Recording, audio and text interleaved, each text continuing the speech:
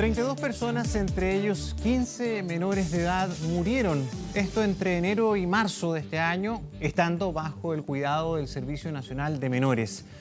Las muertes ocurrieron por diversas causas, entre ellas de salud, fallas orgánicas, problemas respiratorios, pero también factores externos como heridas a bala, asfixia por ahorcamiento, en fin. Bueno, queremos hablar de qué es lo que está ocurriendo. Nos acompaña Gabriel Guzmán, coordinador ejecutivo del Observatorio para la Confianza. Gabriel, buen día, ¿cómo estás? Bienvenido. Buen día, Gonzalo. Muchas gracias por la invitación para hablar de esto. Bueno, la verdad es que suena bastante impactante escuchar que hay más de 30, son exactamente 32 muertes en lo que va del año hasta mayo, de enero a mayo, en instituciones bajo el alero del Sename. Sí. ¿Es normal esto? ¿Que mueran 30 personas? No, no es normal. O sea, lo primero es enfatizar que todos los niños, todos los fallecimientos que se hayan ocurrido bajo contextos de cuidado a cargo del Estado, bajo cuidados donde el Estado prometió una protección y un cuidado, y hayan sido fallecimientos que hayan sido evitables o prevenibles, como muchos de estos casos que son mencionados entre estos 32, son responsabilidad directa del Estado. Y en ese sentido, cuando hablamos de un fallecimiento que haya sido prevenible o evitable, es, por ejemplo, uno de los casos que sale ahí mencionado, un ahorcamiento, donde hay un suicidio. Un suicidio es un fallecimiento que pudo haber sido evitable. Nosotros en el Observatorio para la Confianza hemos investigado, por ejemplo, que las distintas prácticas que tienen los cuidadores que están dentro de centros de justicia juvenil son distintas formas de reaccionar frente al intento suicida, frente a la ideación suicida, y no hay una transferencia técnica real a los que están día a día con los niños, con los adolescentes. Entonces, ahí hay algo que pudo haber sido mejor gestionado, pudo haber sido prevenido.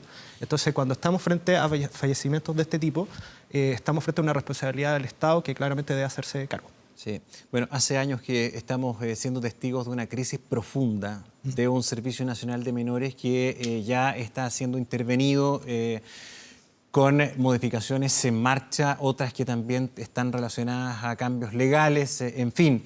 Pero ¿qué es lo que tenemos hoy? Estas muertes, que son 32 durante este año, se dan en dos tipos de escenarios dentro del Sename, ¿no? Que son el área de protección y justicia juvenil. Y el área de justicia juvenil. Exacto. Y ahí hay diferencia. Esto es bastante frío, pero para entenderlo con claridad. En el área de protección estamos hablando de personas que tienen un alto nivel de enfermedad, han sido abandonados, son discapacitados con dependencia profunda, entiendo, y personas que han muerto allí ha sido por causas naturales de la enfermedad. La pregunta es, si se hicieran mejor las cosas, pese a que son enfermedades, ¿podrían evitarse esas muertes? Un grupo de los que están mencionados ahí pues son, por ejemplo, jóvenes que han salido ya mayores de edad de centros residenciales de protección con discapacidad.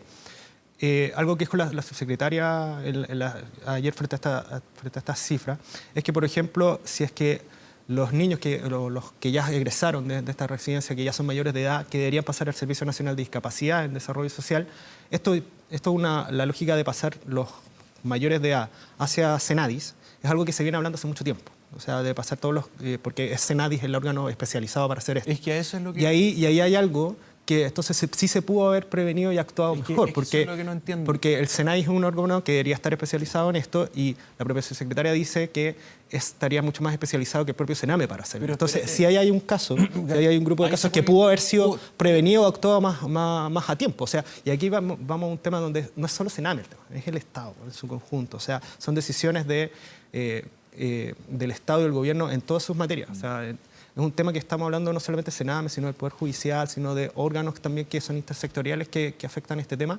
Y claro, tú haces la diferencia entre protección y justicia juvenil, pero protección, por ejemplo, ese grupo sí da cuenta de que el Estado sí pudo haber implementado políticas públicas, que por ejemplo esta transferencia de los niños, de los ya discapacitados hacia Senai, que se pudo haber hecho antes, que se pudo haber avanzado más. Entonces, ahí sí hay algo... Mira,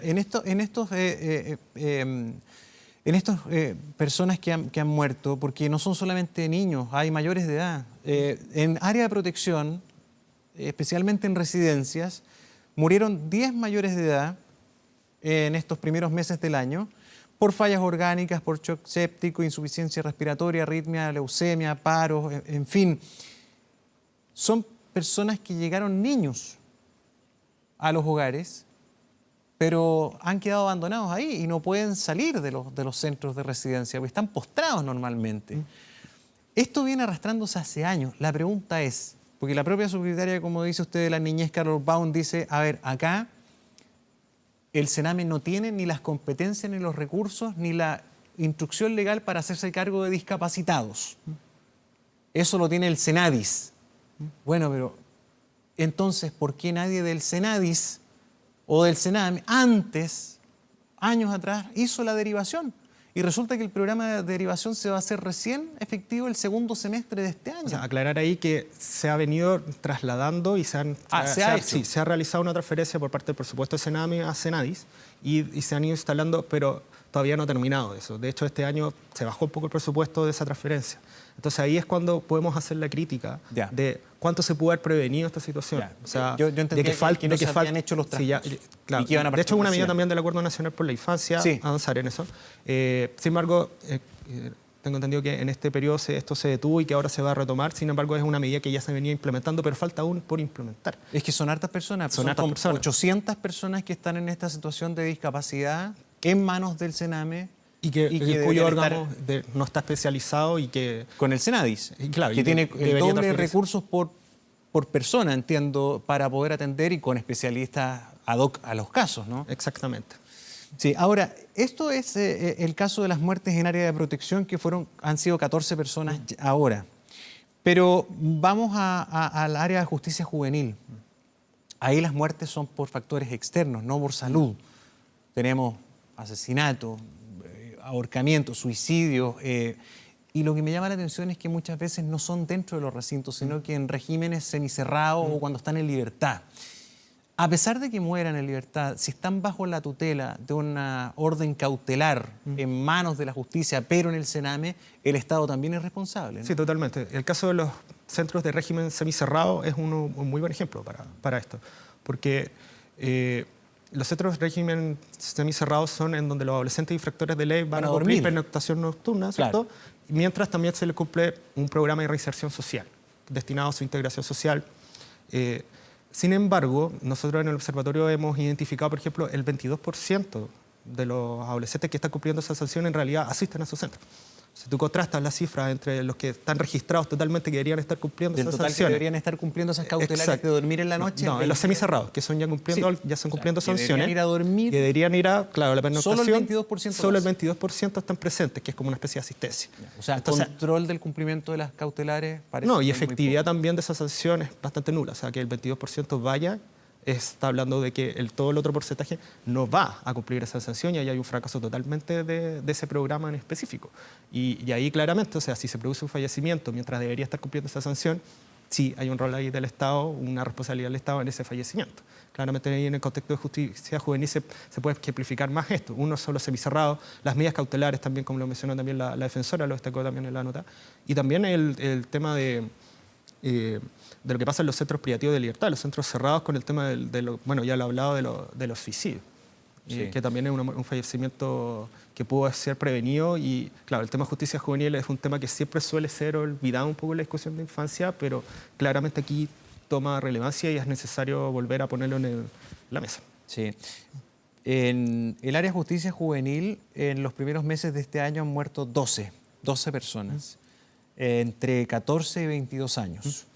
2 mayores de edad en régimen semicerrado, como decíamos, que duermen en los centros cumpliendo esas cautelares, pero 10 murieron fuera de los centros, 5 menores y 5 adultos, en el denominado régimen de medio libre.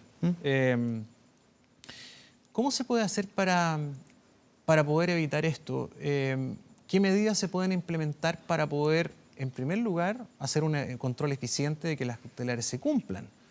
En segundo lugar, el seguimiento, para que esto sea eficiente y efectivo, ¿no? Sí, o sea, hay que hacer una mejora en la calidad de los programas ambulatorios y de privativos de libertad de justicia juvenil que es transversal.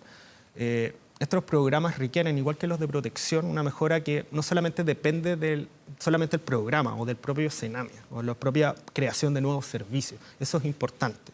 porque especializa cada una de las áreas, va a especializar protección, va a especializar justicia juvenil.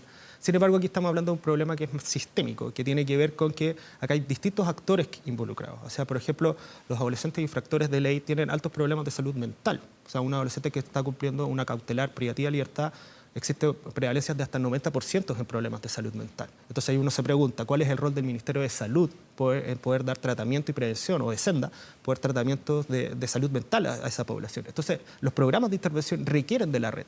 Y lamentablemente tenemos una falencia histórica de Sename, en donde Sename ha estado aislado históricamente del resto de la red de protección social. Entonces, cualquier mejora que le podamos, que necesiten en calidad, en términos de estándares de calidad, en términos de cómo funciona también el sistema judicial para poder, en el caso de justicia juvenil, necesita también, ¿cierto?, de que el Estado se haga cargo como garante. Y eso necesita de ver todo este tema de la reforma de la infancia, no solamente en términos del solo Sename, de solo de los servicios, sino de poder constituir un sistema real de garantía de protección de los derechos de la niñez en todos sus ámbitos. ¿En la actual gestión, Gabriel, ha mejorado en algo el panorama? Si comparamos, por ejemplo, estas cifras de que entre enero y mayo de este año han muerto más de 30 personas, el año pasado, ¿cómo fue la situación? ¿Cómo vamos en ese sentido? ¿O cómo también se han mejorado o no ciertas situaciones que parecen más, comillas, fáciles de arreglar? Por ejemplo, entiendo que en los centros de justicia juvenil hay un problema que es bastante grave, que quedó revelado con casos bastante conocidos como el de Lisset, que se informa muy tarde cuando mueren o cuando hay este tipo de problemas. O sea, se demoran hasta 6 días en notificar estas situaciones. ¿Eso se ha ido mejorando o no? Lisset está en un centro de protección, está en Galvarino. Y por lo que hemos identificado, Lisset murió, por ejemplo, luego de constantes violaciones de derechos humanos. Una de ellas se produce en contexto de una contención física, por ejemplo, que no debió ser aplicada. Y el tema de la contención física, que fue muy recalcado en el informe de la ONU a la situación de las residencias en Chile por el INH también, es una situación muy naturalizada en los centros residenciales y también en justicia juvenil. O sea, las entradas de gendarmería en situaciones de crisis a justicia juvenil también son situaciones de tortura que han sido denunciadas y que han sido querelladas también por el INH, por distintos informes. Entonces estamos frente a situaciones y centros que son contextos que naturalizan la violencia como una forma de control, de castigo y de reacción a situaciones. Yo creo que todavía no. Yo creo que se han generado pequeños cambios. Por ejemplo, es positivo el tema de avanzar hacia residencias familiares que reduzcan el número de plazas.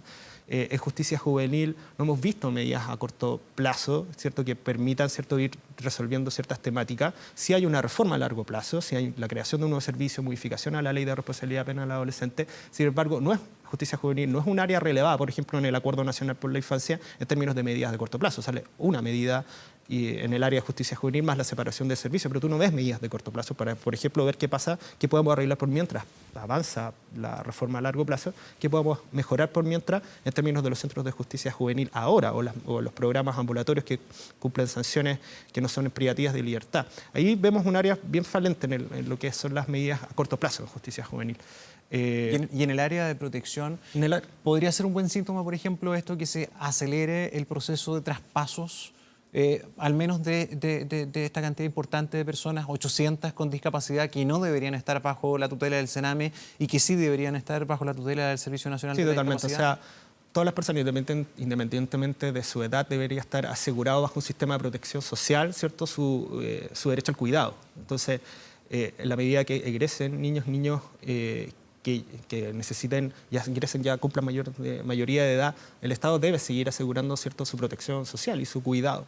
Y en el caso de niños y niñas con discapacidad, claramente el órgano técnico debería ser SENADI, a quien es el más especializado. Y en ese sentido, necesitamos avanzar hacia reformas que vean en su conjunto todo este problema. Y vuelvo a poner ahí el tema de que esto es una reforma y un proceso de cambio que necesita ser mirado con todos sus ámbitos, no solamente con cada una de sus partes. Y ahí recalcar importantemente que la constitución del sistema de protección integral de derechos de la niñez es clave. O sea, hace poco estuvimos en la discusión en el proyecto de ley que crea el nuevo servicio de protección en la Comisión de Asuntos de Infancia en el Senado.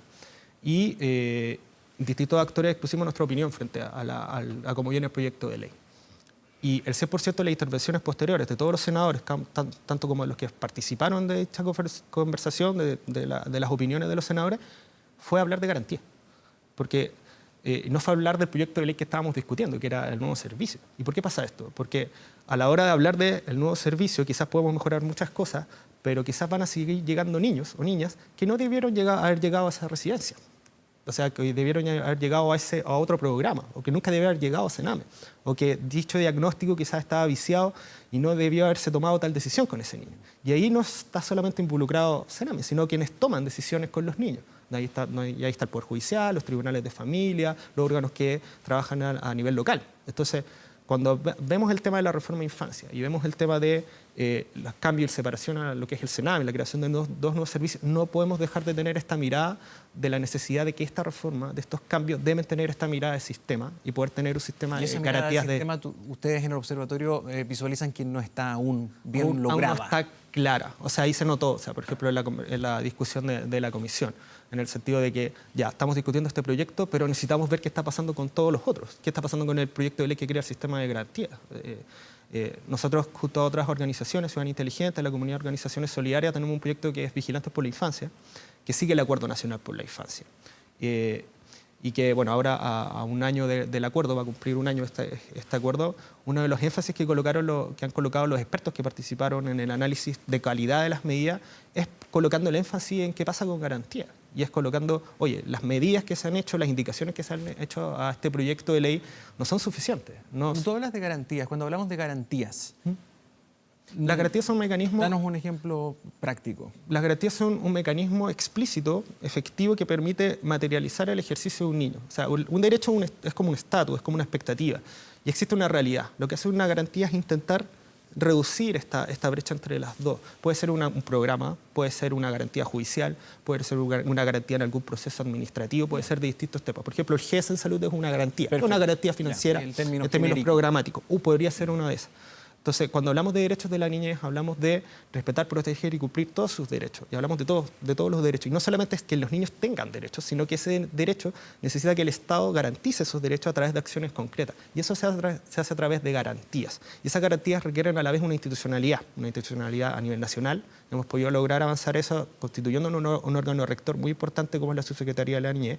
Falta aquí consolidar una política nacional, un plan nacional de acción por la niñez.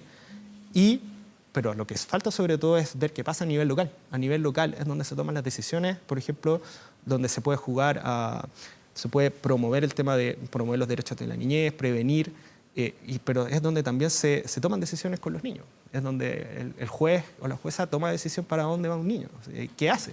Entonces, es ahí donde se juega mucha importancia esta reforma.